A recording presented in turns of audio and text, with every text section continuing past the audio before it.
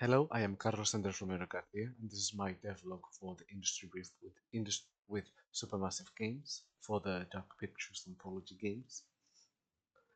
To start off the industry brief,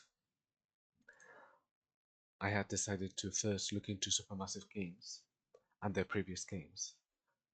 I found the game called Until Dawn, which I quickly looked over, and I of course realized that it was more or less their predecessor for all of the games seen in the Dark Pictures Anthology. Until Dawn is an interactive choose-your-own adventure game with multiple endings that was exclusive for the PS4. All of the mechanics that are seen, or at least the core mechanics that are seen in this game, are present in all of the games in the Dark Pictures Anthology. Now, there are some mechanics that have been or either altered or cut altogether to better fit the fact that this was a game exclusively for the PS4, so there were some things that only the PS4 could do, rather than the Dark Picture Anthology games, which these games are available on multiple platforms. So they utilize different mechanics to ensure that the mechanics are all the same throughout all the platforms. Now, the Dark Pictures Anthology games are essentially same as the as Until Dawn. It's a game. It's an interactive. All of these games are interactive, choose-your-own adventure games with multiple endings. All of them, including as well Until Dawn, have a heavy focus as well on creating a cinematic experience. Apology for the entire experience. The game that I decided to focus on is the game called House of Ashes, which is the third entry on the anthology. Now, a quick thing about the anthology being that the games are more or less set in the same world, but the stories and the events do not have any connected link. Now, I did have a critical analysis of the game, in which I saw all of the differences to the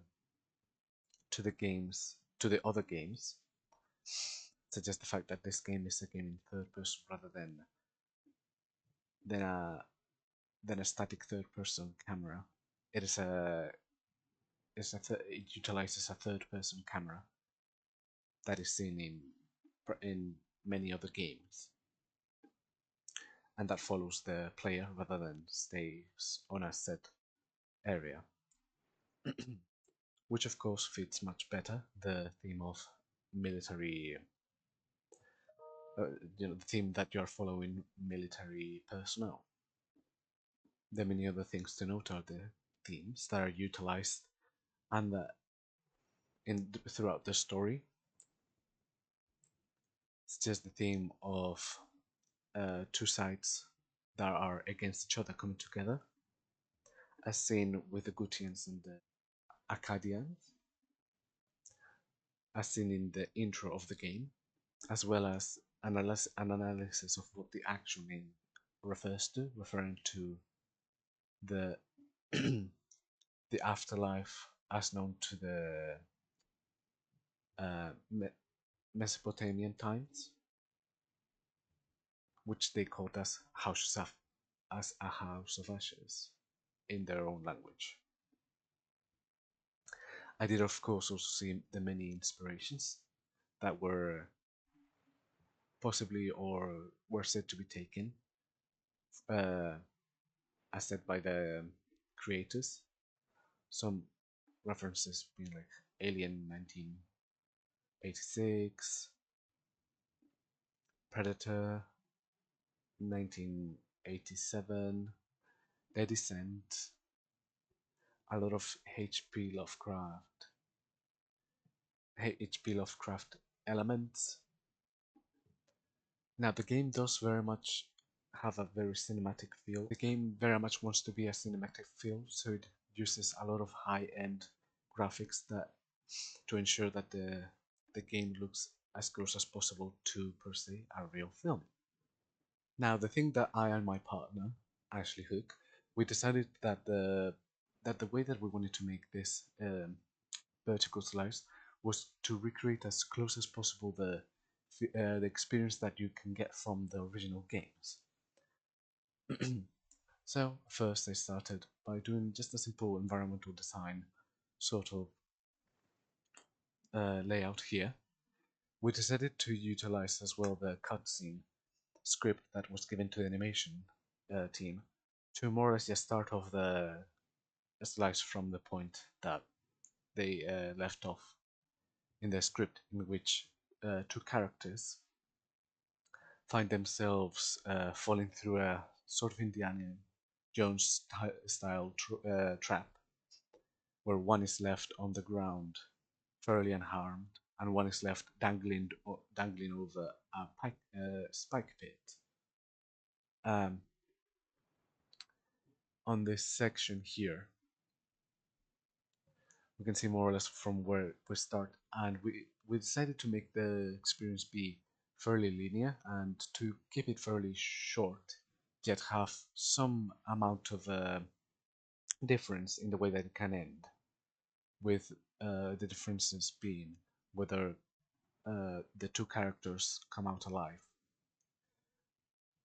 whether it's just one or none of them. As you can see here, there's also I wanted to have the main idea of this environment was that the area is more or less wider at the start, but then it slowly, as you go on, it becomes far more narrower and narrower until it basically is just a claustrophobic nightmare, more or less. I did want to achieve this in various ways by utilizing natural rock elements and also by utilizing scaffolding, as well as some darkness. I realized that I could help ensure that the space that the space always felt very narrow and very small than what it actually is, rather than actually making it so small. In fact, we run on that problem at first when we originally made, or at least when I made the block out on the MDD, I and Ashley, we decided to measure out with an actual measuring tape how much we thought the environment should be, and then when putting those numbers in an actual 3D environment, we quickly realized that this was not working and it was very much far smaller than we anticipated. As you can see here, yes, it was not a good not a good space, and so of course we decided to up the numbers, and in the end I ended up with this revised blockout, which not only has the not only has all the correct measurements, but also has the correct positioning of all of the key props that are going to be used, uh, as well as having various elements of the environment in mind. Yes. Something that I wanted to make sure is also to ensure that the lighting of the sorry, something that I wanted to make sure was that the lighting of the environment was very much something that felt cinematic.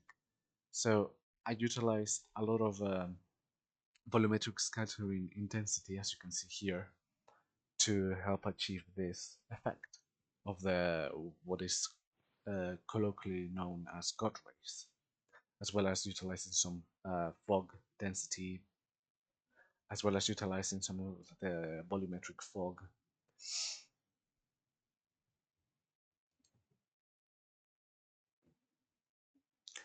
Now, I did have some assets for the modelers to create, which they did. I and Ashley requested a number of assets from the model 3D modelers, which they did create. All of those models, once they were finished, I took them and put them in the game.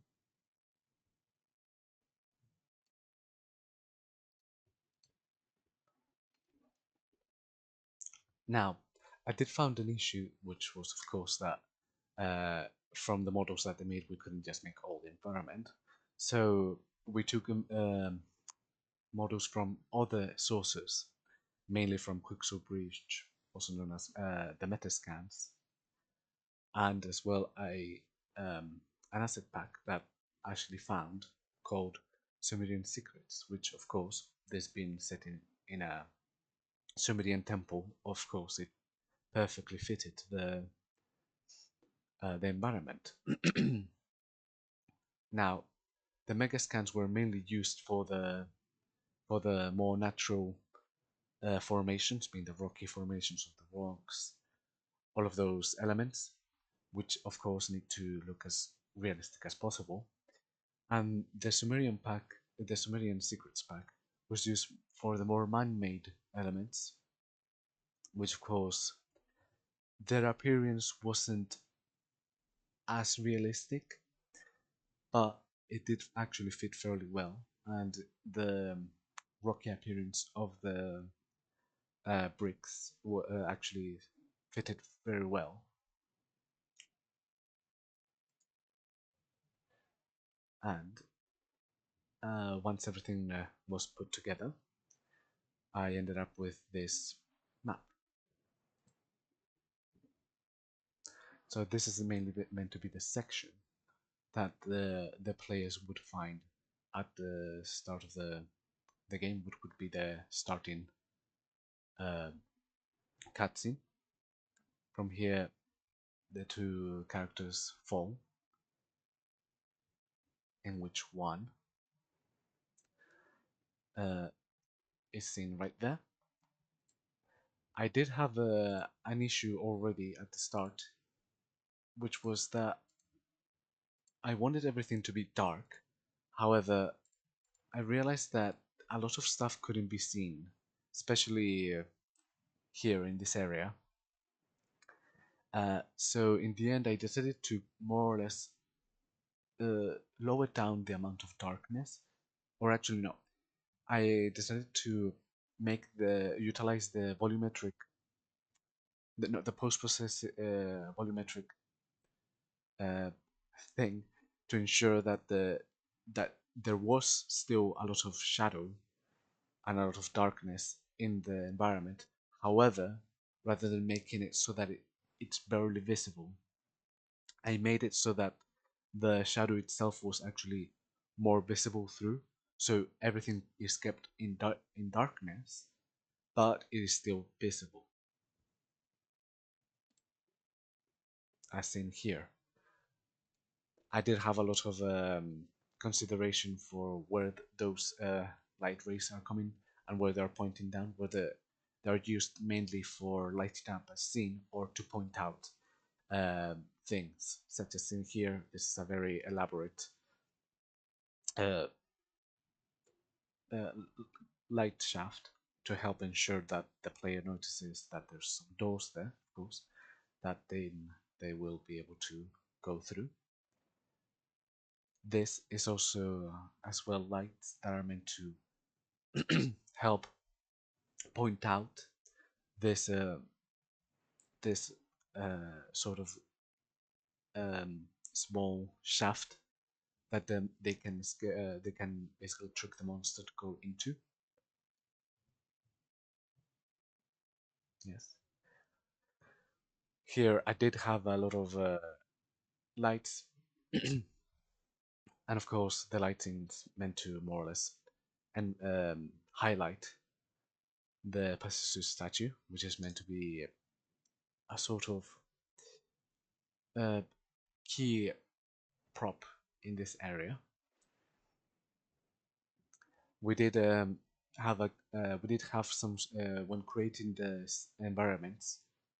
I did have a sort of per se asset that I wanted to be focused on each area, which strangely enough for the pit area, I did have the so here of course this is the one to be focused on. For the pit area, I had a bit of a strange thought, and instead to make the focus asset be the scaffolding, which in hindsight maybe didn't work out as best as I expected. Because at first I was thinking maybe doing the pit be the center point, but it didn't really work, and it doesn't pop out as much as I expected. Yes. So of course here the main asset is the Pazuzu statue. There are some light shafts that guide you, or not trying to more or less guide you to go into specific places, because there are some interactables, as in here, and yeah. Now of course I did try to, as best as I could, have the element of the more man-made stuff kind of slowly kind of stop, and then more of a rocky surface coming out, to have that sort of feeling that the place is somewhat unfinished and not fully made, and to also have that feeling that the place is kind of caving on itself, which is why the scaffolding is also there.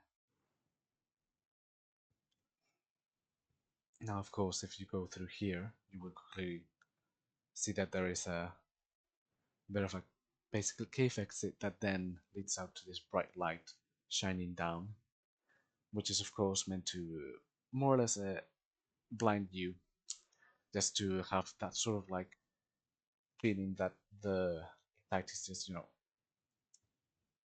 that you're finally getting out of a dangerous situation. One of the things that I did have to take in mind was that the mega scans didn't have very good collisions. So of course what I had to do was take off all of the collisions of all of them of all of the mega scans, all of the rocky surfaces I mean, and basically just put on my own collisions, just basically to help ensure that the player did not get stuck on any of the like rocky surface, because the uneven surfaces did make the walking around them kind of strange, and kind of making you stop out of nowhere. And so of course I didn't want that. One of the things that we actually did not manage to get um, into the game was we actually wanted to have a lot of environmental sounds. In fact, I myself was also um, in charge of helping with the environmental sounds, but in the end we realized that we didn't have enough time. So that was also cut. Actually was also helping out with some environmental music as well. Um, One of the things that was actually also cut was at the end section, when you enter the cave system here. The place was supposed to be more or less rumbling and feeling like the place was gonna cave at any moment, so that the player would feel a sense of rush to get out, because the place was clearly about to collapse on them. But this was cut as we didn't have time to code it. Would have definitely liked to more or less uh, code that element there in one way or another if it was possible. As a self-analysis of how much how well I did for this project, I do think that the end results do look good, but I do feel that maybe the if we had much better planning, we could have created a much better and much longer experience with more elaborate, um, with a bit more of an elaborate environment. As far as it stands, it looks good, but it looks a little too similar. Each area is uh, is somewhat distinct, but it all looks samey. Especially utilizing the same uh, asset to create the pit, utilizing the same assets of the Rocky Mega Scans for the pit walls didn't help that feeling that I am describing. Also, something that maybe we could have looked if we didn't go for that uh, attempt of recreating as much as possible the original experience was to maybe create original um, of creating original mechanics. But of course, we decided to go for recreating the original experience. So that was somewhat out of the question. But I do feel that maybe we should have at least attempted to create original mechanics. At least maybe drop one of the mechanics and try to renovate it and make it newer, possibly just to change up a bit things.